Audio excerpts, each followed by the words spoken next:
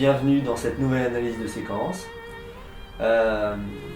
Aujourd'hui, nous allons étudier un film de Abel Ferrara. J'ai choisi pour vous King of New York, un film réalisé en 1989, sorti en 1990. Abel Ferrara, c'est peut-être un réalisateur dont on parle assez rarement, qui est pourtant, pour de nombreux cinéphiles, un cinéaste culte. Et donc c'est l'occasion peut-être de revenir sur cette carrière, sur cette filmographie à travers l'un des films qui a eu le plus de succès dans sa filmographie, King of New York. On peut citer évidemment parmi ces autres films qui ont évidemment marqué les spectateurs juste après, en 92, Bad Lieutenant, ensuite en 96, Nos funérailles, et puis pour certains aussi qui défendent beaucoup, ensuite New Rose Hotel. En 98. Voilà, on va commencer tout de suite avec cet extrait de King of New York. J'ai choisi un extrait vers la fin du film, et donc on commence maintenant.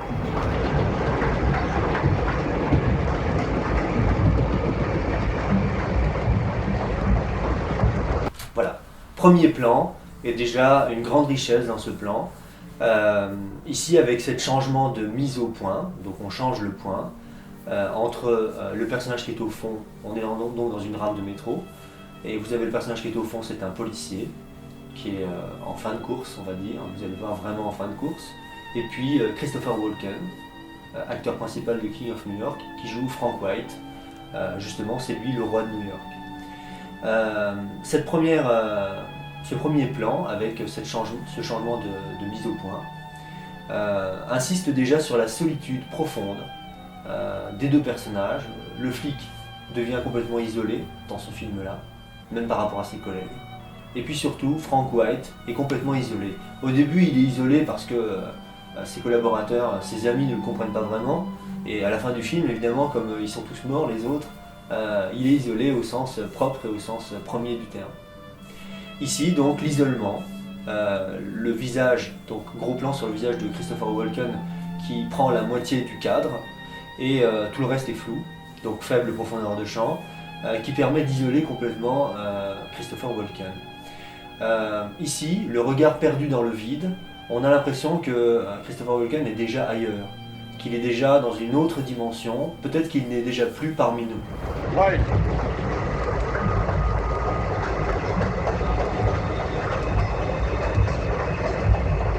A man with a price on his head shouldn't ride the subway. It's over. Let it go. You let it go. It is.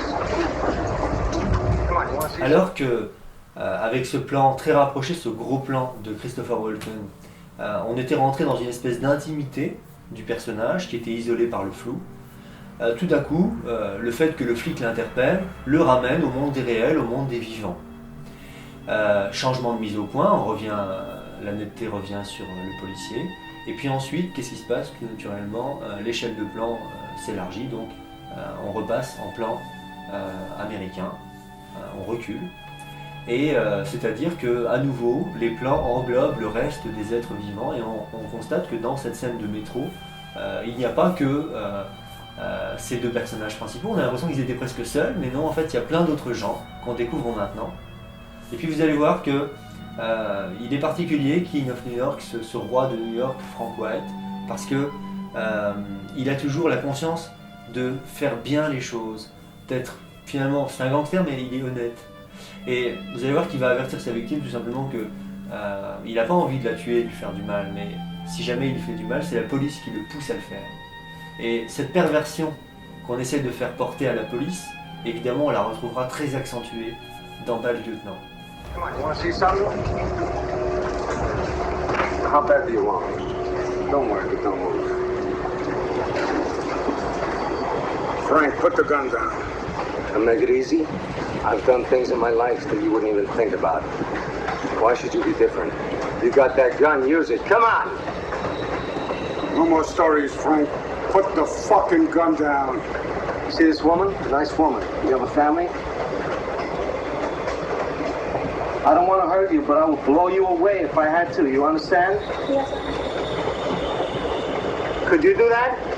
Leave her alone, Frank. It's me and you. Alors évidemment, voilà la parfaite illustration de ce que je viens de dire, c'est-à-dire que le policier essaye sans arrêt de faire en sorte que cette situation se réduise à l'affrontement entre seulement deux personnages, le policier et le gangster, et que Frank White, Christopher Walken, lui il essaie sans arrêt de faire le contraire. Il essaie sans arrêt de retirer dans l'autre sens, de dire mais non c'est pas entre toi et moi, c'est il y a aussi la société entre nous.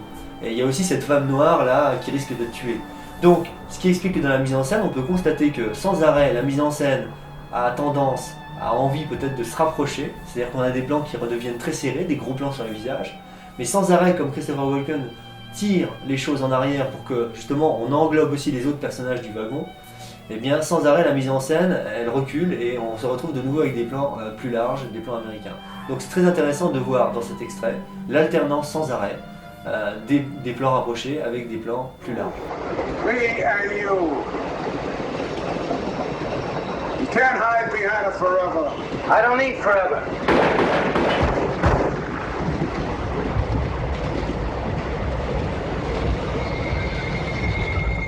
Voilà, donc je m'arrête sur ce plan-là, qui est un des plans les plus importants de l'extrait, puisque bon, dans une fusillade, généralement il est classique d'enchaîner les champs contre champs. Ici on a bien vu d'ailleurs Christopher Walken tirer et ensuite le policier, le contre-champ sur le policier. Mais ici ce qui est particulier dans cet extrait, c'est que dans ce plan-là, c'est qu'on va rester scotché sur le plan, sur le policier.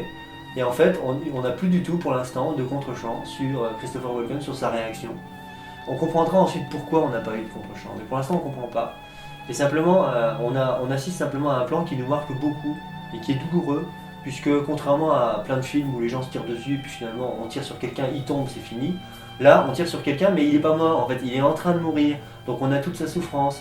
Et puis vous allez voir dans ce plan-là, le corps il tressaute encore un petit peu.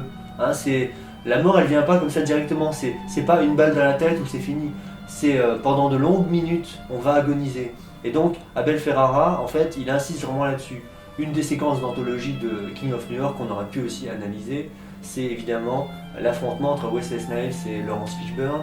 Et c'est terrible parce qu'en fait, ils ne meurent pas les deux, enfin ils finissent par mourir, mais on a Laurence Fishburne qui a plusieurs balles dans le corps, et puis il est encore en train de parler, il continue à parler, et il dit il aimerait bien qu'on l'achève. Et puis Wesley Snipes, il parle plus, mais en fait il meurt pas, et donc il y a son collègue qui est là, et puis il essaye de l'accompagner dans la mort. Donc c'est tous ces plans-là chez Abel Ferrara où on insiste sur... Il y a une cruauté, mais c'est surtout sur la vraie douleur. En fait, on ne fait pas de l'acte de tuer un acte banal chez Ferrara. Ça devient un acte qui est profond et qui est lourd de conséquences.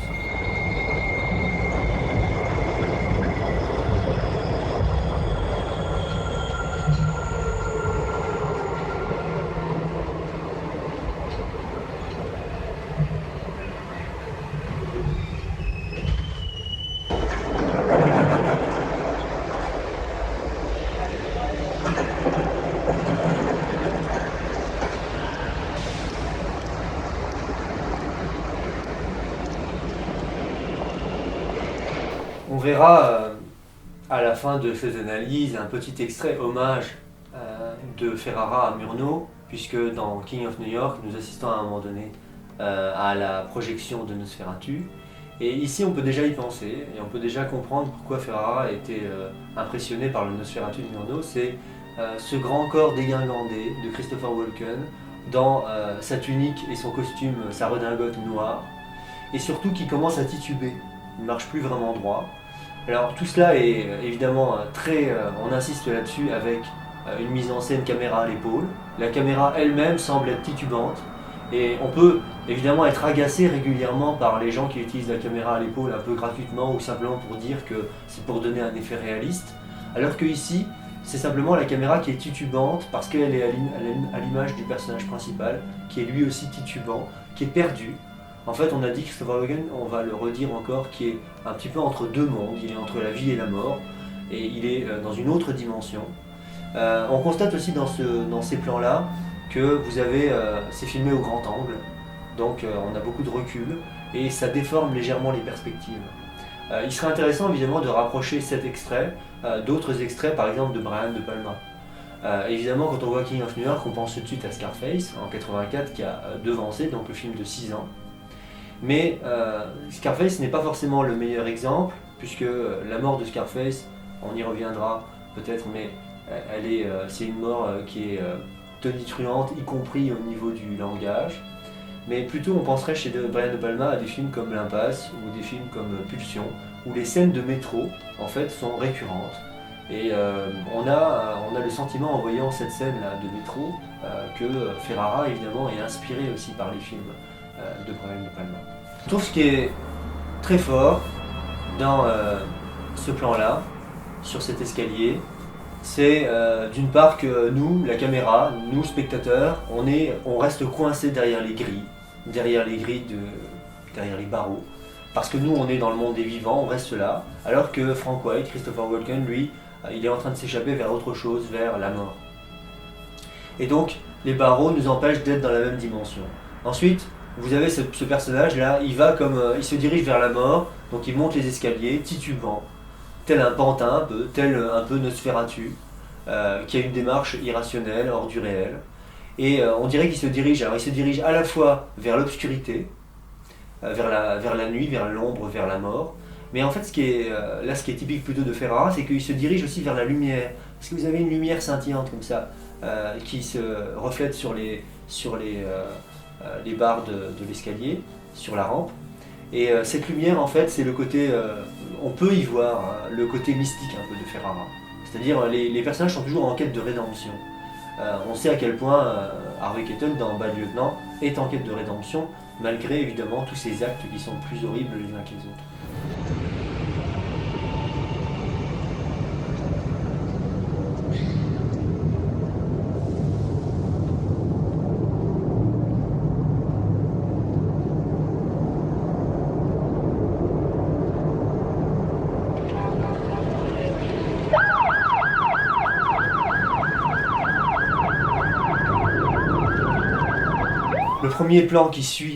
Les deux premiers plans qui suivent cette plongée dans la mort, c'est bizarrement et de manière assez ironique des plans sur Coca-Cola, c'est-à-dire sur le règne de l'argent, du capitalisme.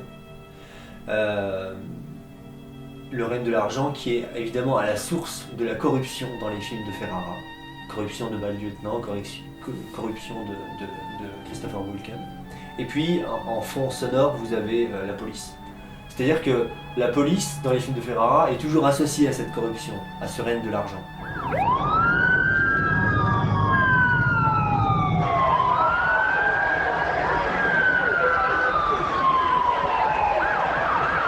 Ensuite, très beau plan. Plan très significatif de Christopher Walken qui marche, on a l'impression qu'il est seul au monde, alors qu'en fait il est au milieu de la foule. Ça, c'est traduit évidemment techniquement par la faible profondeur de champ et la mise au point sur lui. Mais il marche comme un zombie un peu, comme quelqu'un qui, encore une fois, est entre deux mondes. Il marche parmi les vivants, mais il n'est plus avec eux.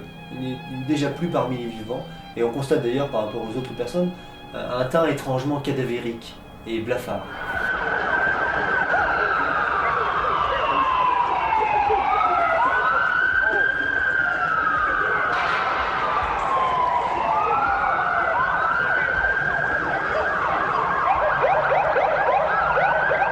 J'insiste, et on va le retrouver dans la plupart des plans qui suivent, que la mise au point se perd au bout d'un moment sur Christopher Walken. On indique que là le point a été fait sur lui, mais on va constater à la fin de ce plan et dans les plans qui suivent que on a l'impression que l'opérateur a de plus en plus de mal à faire le point sur Christopher Walken, comme si il était de moins en moins vivant, et donc c'est de plus en plus difficile de faire le point sur lui. En fait, Murnau aurait joué peut-être sur l'opacité, sur la transparence. Ici, Ferrara joue sur la mise au point, sur le flou, qui permet d'isoler le personnage de son environnement réel.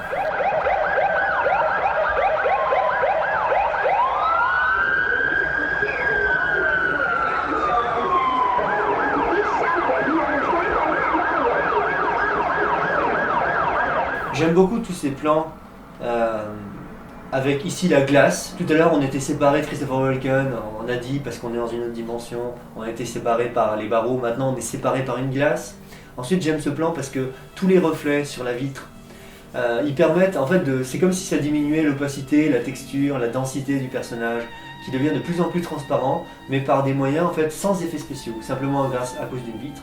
Et puis j'aime aussi en fait les lumières qui se reflètent sur la vitre parce que quelque part on a l'impression que comme il marche comme un zombie, on a l'impression qu'il se laisse guider par un chemin qui lui est imposé, comme par une puissance supérieure, une puissance mystique. Et donc on a l'impression qu'il suit le chemin des lumières jaunes.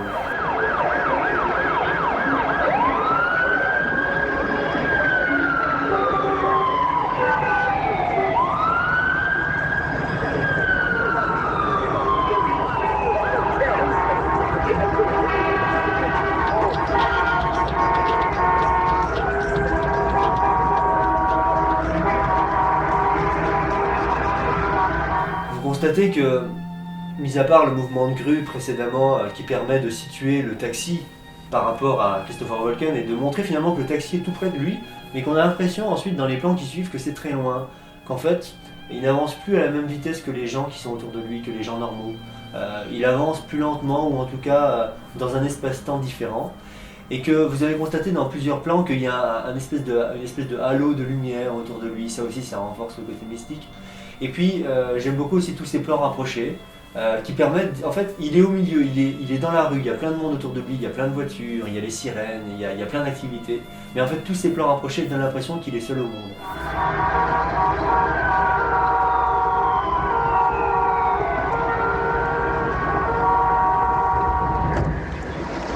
Let's drive.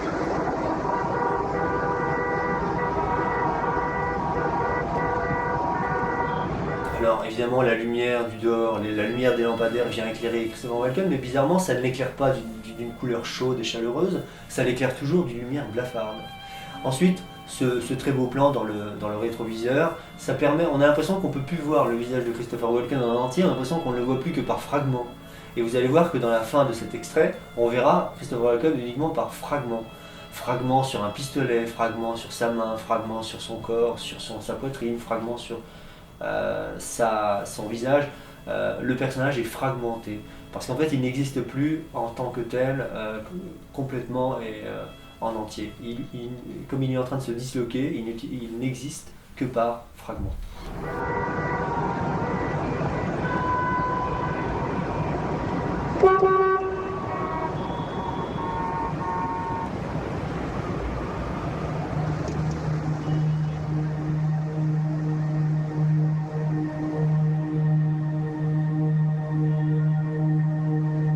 Ici, un plan très intéressant parce que qui annonce évidemment beaucoup d'autres films qui viendront par la suite. Je pense évidemment à des films comme Sin City ou à certains films de Tarantino, mais ici on a un film qui est en couleur. Bizarrement, avant qu'il bouge sa main, on a l'impression que le film est en noir et blanc. Et qu'en fait, c'est dès qu'il a bougé sa main qu'on constate, qu'on voit le rouge du sang sur la chemise, qu'on constate qu'en fait c'était en couleur et que finalement on a l'impression que presque tout est en noir et blanc sauf une couleur, le rouge, qui prend évidemment toute la dominante.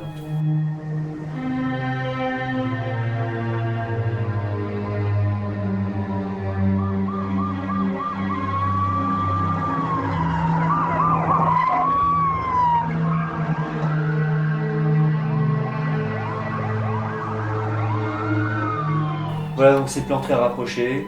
Christopher Walken n'existe plus que par trois choses, par son visage blafard, par sa blessure qui indique qu'il va mourir, qu'il est en train de mourir, et puis par son revolver, en fait, qui est son symbole, puisque c'est grâce à ce revolver qu'il a pu faire sa puissance, qu'il a pu établir sa puissance en ville à New York. Entre parenthèses, New York c'est la ville d'Abel Ferrara, il est très attaché, il a tourné généralement très souvent là. On peut citer d'autres cinéastes évidemment qui sont très attachés à cette ville, comme Woody Allen ou encore Scorsese. D'ailleurs, on pense à Scorsese aussi avec Les Affranchis, qui sort la même année que King of New York, mais un tout petit peu plus tard, en septembre, alors que King of New York est sorti en juillet 90. Et donc, cette ville de New York ici, c'est le théâtre donc, de cette mort, de ce personnage qui n'existe plus que par ce pistolet qui a fait sa gloire en même temps qui déclenche sa descente aux enfers.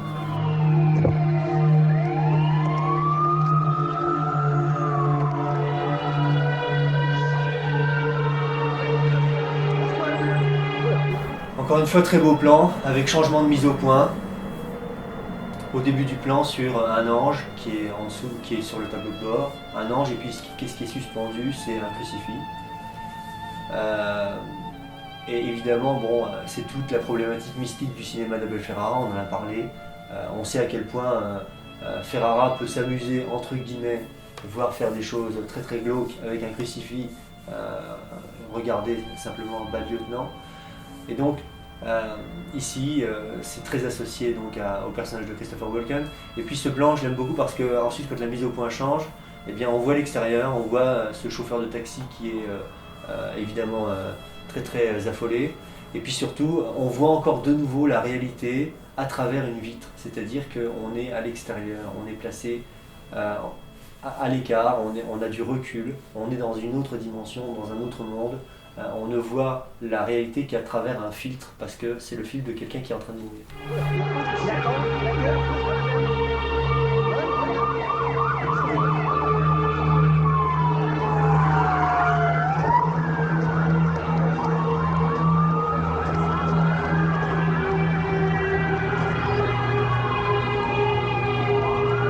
Voilà, c'est sur ce plan surplombant, en plongée, que nous allons finir cet extrait.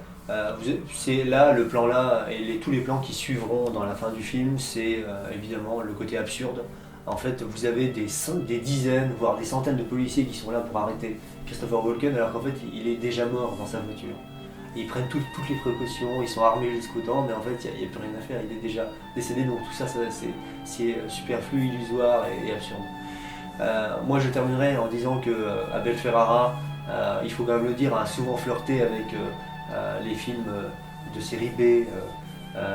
On pense évidemment à tous les premiers films du début de sa carrière, même s'ils sont cultes, mais ce sont souvent des films de série B, L'Ange de la Violence, Thriller Killer, China Girl, etc. Mais généralement dans chacun de ces films, il y a quelques éclairs de génie, et puis quand les éclairs sont répétés et quand ça devient important dans le film, ça crée des films comme King of New York, comme Bad Lieutenant.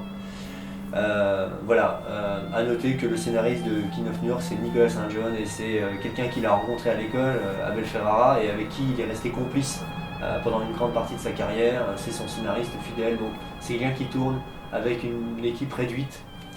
C'est quelqu'un qui est fidèle aux mêmes collaborateurs, et c'est quelqu'un, on a constaté dans ses films suivants, qui n'est pas toujours très à l'aise avec des grosses productions hollywoodiennes, notamment quand on lui a donné un peu de moyens pour faire L'invasion des profanateurs.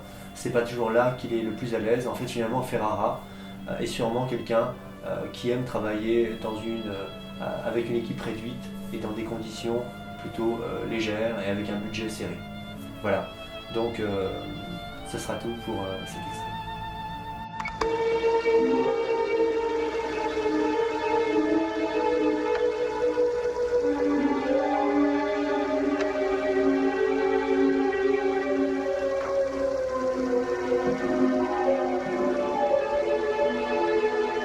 You can't tell your boyfriend to forget about it. He ain't got enough money. Maybe you'll surprise him. I don't like his fucking surprises. He's got a lot of nerve even sending you here.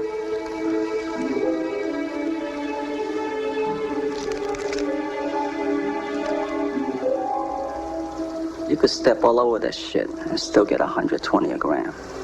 And I got 220 pounds of it. Comes to 15 mil street value, and I want guarantees nobody in this town can give, especially him. Look, Larry, why don't you set the terms? I'll go back, I'll tell Frank. If you two see eye to eye, we make a deal. If not, everybody goes their own way, still friends. What do you say?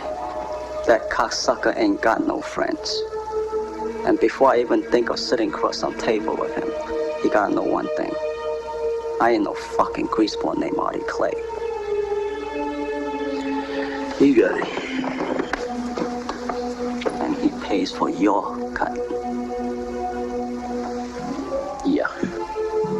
Why don't you stick around? I got Frankenstein coming on next.